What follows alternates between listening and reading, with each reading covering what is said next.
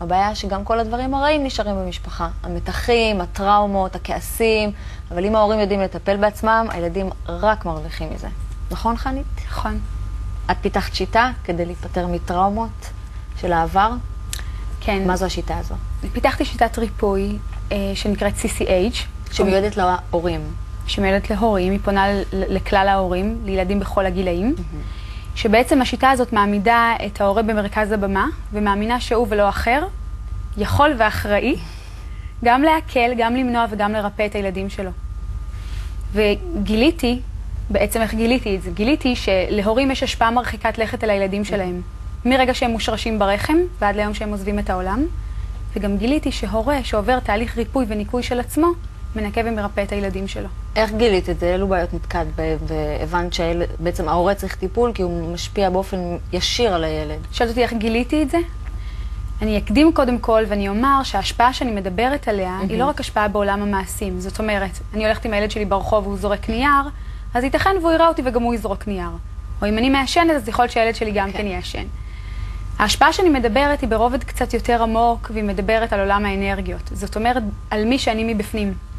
מי שאני מבפנים זה מה שעובר לילד שלי. אני מדמה את זה... מאיזה שלב? משלב העוברות. מהרגע שהוא מושרש ברחם. ומה זה מי שאני מבפנים? אני מדמה את זה שלכל אדם יש גז פנימי. איזשהו גז אישי שלו. לך יש את שלך ולי יש את שלי. והם שונים. והם שונים. בהתאם למה שחווינו בחיים שלנו. והגז הזה נפלט החוצה ומשפיע על הסביבה כולה. הילדים שלנו הם הכי קרובים לגז שלנו, ולכן הגז הזה חודר אליהם ולפעמים יושב בתוכם ומחליא אותם. איזה טראומות שלי או של כל הורה יכולים לעבור לילדים? כל דבר, זה יכול להיות הפלה שהיא מעברה, זה יכול להיות תאונת דרכים, זה יכול להיות התעללות מינית שהייתה להם בילדות. איך הפלה של האמא יכולה להשפיע על הילד? כן, זה מעניין. אז אני אספר לכם. ספרי לנו. אספר לכם איך גיליתי את זה ואתן לכם דוגמאות מוחשיות. הראשון שהראה לי את בסיס השיטה זה בעצם הבן הבכור שלי שנולד לפני 8 שנים. הוא הראשון שהראה לי שמי שאני משפיע על מי שהוא באופן ישיר וללא יוצא מן הכלל. זאת אומרת שאם אני עצובה מבפנים ובוכה מבפנים, הוא יכול להיעלל לו יום שלם ולרצות על הידיים. אם אני כועסת וממורמרת על בעלי, אז הוא יכול יום שלם לצרוח או לעלות אפילו מחלת חום. אם אני חרדה, שזה היה משהו מאוד אופייני בתחילת הדרך איתו, הייתי מאוד מפחדת עליו, והייתי מאוד חרדה עליו, אז הוא פשוט היה יכול לא לישון כל הלילה, כל שעה להתעורר ולרצות לינוק. בעצם מה שאנחנו מקרינים החוצה, או מה שאנחנו בעצם חשים בפנים, אבל זה עובר אליו. בלי מילים. זה העניין. כן. ומה שקרה יום אחד, הוא עמד במרכז הבית וצרח כמו משוגע, שהיה תינוק.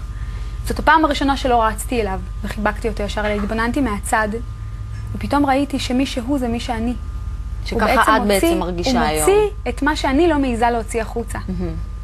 את מה שמוסתר בפנים אצלי. אז איך את מטפלת בזה? איך את מטפלת בהורים? ואז מה שקרה, המשכתי להתפתח בחיים שלי, וכשהילדה השנייה נולדה, בעצם גיליתי שאני מסוגלת לראות את מקור הסבל של אנשים, ולעקור אותו מהחיים שלהם. כי התחלתי מה זאת אומרת לראות? לראות, אז אני אסביר לך. איך את רואה? התחלתי... מתחברת לזה? כן, בטח. התחלתי כהומאופתית קלאסית. זה עשיתי 7 שנים עד שהילד נולד. לאחר מכן עברתי איזושהי דרך עם עצמי, התפתחות אישית.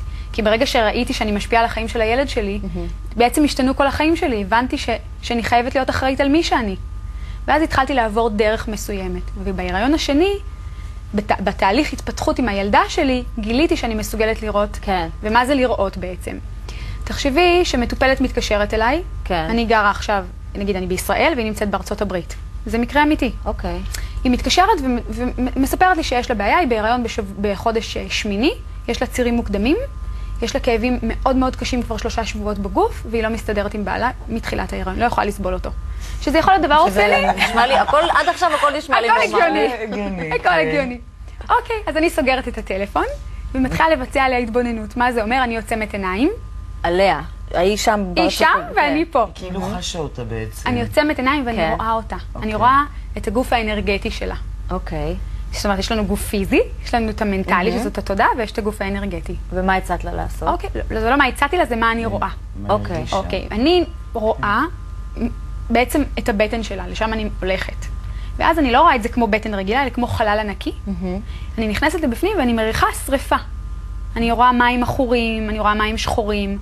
ריח של שריפה, ואני ממשיכה ללכת. ממשיכה ללכת, משהו מאוד הוליסטי כזה, זה סוג של תקשור. כן. סוג. כן. כן. ואז בסוף אני רואה את אימא שלה. זאת אומרת, אני רואה אישה, ואני מדברת איתה באופן טלפתי, מי את? והיא אומרת לי, אני אימא שלה. בבטן של הילדה. כן. בת 35 שנמצאת בארצות הברית. כן, אימא שלה. אימא שלה בתוך הבטן שלה. עם הילדים? בלי הילדים. בלי הילדים. אני מחפשת שם את הילדה, שהיא הייתה, ואני לא רואה אותה. אני רואה שהרגליים של האימא ככה כבדות. מה שאני עושה, אני מוציאה את האימא. כל מה שאני רואה בתוך הגוף, אני מוציאה החוצה. אני מוציאה את המים האחוריים, את הפיח, את הריח, מוציאה הכל החוצה. הכל עם המחשבה, אין שום דבר שום דבר, אני לא מדברת איתה. כדור בדולח, לא, לא, מה פתאום? שום דבר. אני רוצה להבין איך זה עובד. אוקיי. אז אני מוציאה הכל החוצה, אני מתקשרת לאישה ואומרת לה, תקשיבי, חמודה, האם את חווית אי פעם שריפה בחייך? אז היא אומרת, לא, אף פעם לא, אפילו לא כוויה. אמרתי, תשמעי, לא יכול להיות, כי זה נמצא בתוך הגוף שלך. אז היא אומרת, תשמעי, אף פעם לא הייתה לי אפילו כוויה ביד. הדחקה.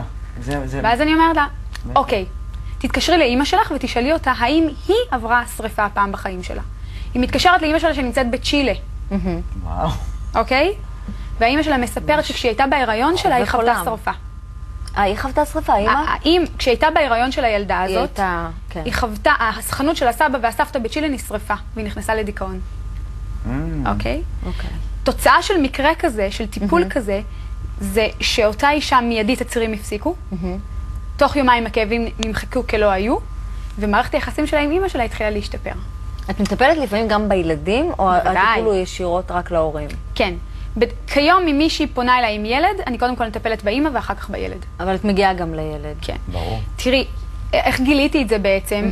יש שני דברים, ככה טיפלתי, במשך 5 שנים אני מטפלת, כל מיני סוגים של אנשים ברחבי העולם, מרחוק. כן. כשיש שני דברים עיקריים שחוזרים על עצמם. אחד, זה שאצל מבוגרים אני רואה את אמא שלהם בתוך הגוף שלהם, ואני רואה אותם ניצבים בגיל מסוים. זאת אומרת, אם אישה בת 40 מגיעה, אני יכולה לראות את אמא שלה ואותה בת 4. ואז אני אומרת, תשאלי את אמא שלך מה קרה לה בגיל 4. ואם אין אמא? ואם אין אמא, אז לא נורא. זאת אומרת, אם יש אמא, ככה אימתתי ובעצם גיליתי מה קרה. אם אין אמא, אפשר לשאול דודה, אפשר לשאול, ואם אין, אז אין, לא נורא, העיקר לתקן את זה. הכי חשוב לי הרי לרפא את הבן אדם. אבל איך גיליתי את השיטה והיא בעצם עובדת? כל פעם פגשת את האמא. אימתתי. והאימהות נמצאות ומשפיעות על החיים של הילדים. זאת אומרת, האמא חוותה משהו והילד ספג את זה כאילו זה שלו. זה לא אומר שזה עובר בגנים במוח? כאילו, זיכרון... טראומה... זהו, אני מנסה כאילו להביא... רגע. יש לי איזה מעין תובנה כזו על הקטע הזה, מה שאת אומרת בעצם, שמה שהאימהות שלנו חוו, הן מעבירות אלינו, אבל זה בזיכרון. זאת אומרת, זה לא... זה משהו... הטראומה שהיא תיארה זה טראומה שהילדה הזו הייתה בכלל עובר אצל אמא שלה. אז זהו, אבל תביני שהזיכרון כנראה, תאי המוח שלנו עוברים כנראה מדור לדור ושומרים בקופסאות קטנות את הדברים האלה. תראה, אני לא יודעת אם זה במוח, אני יודעת שאני רואה את זה מוחשי ואני חווה את זה כאילו זה קרה היום. וזה שאת מצליחה לטפל בזה, זה... והדבר השני שחוזר על עצמו כל הזמן, שאם ילד מגיע לטיפול, זאת אומרת, ההתמקדות שלי תמיד הייתה גם כהומאופתית בתינוקות, ילדים ונשים בהיריון. אז או עוברים היו פונים אליי בשיחה טלפתית, או תינוקות וילדים, והיו מספרים לי שהבעיה לא שלהם, אלא של אמא שלהם. ואם אני ארפא אותה, הם יהיו בריאים. אנחנו נמשיך לדבר על זה בפרסומות, אני רואה שאת ממש בעניין. מעניין. אני גילה שתיכנס לבטן שלך, שתסתכל אם גם שם יש איזה משהו.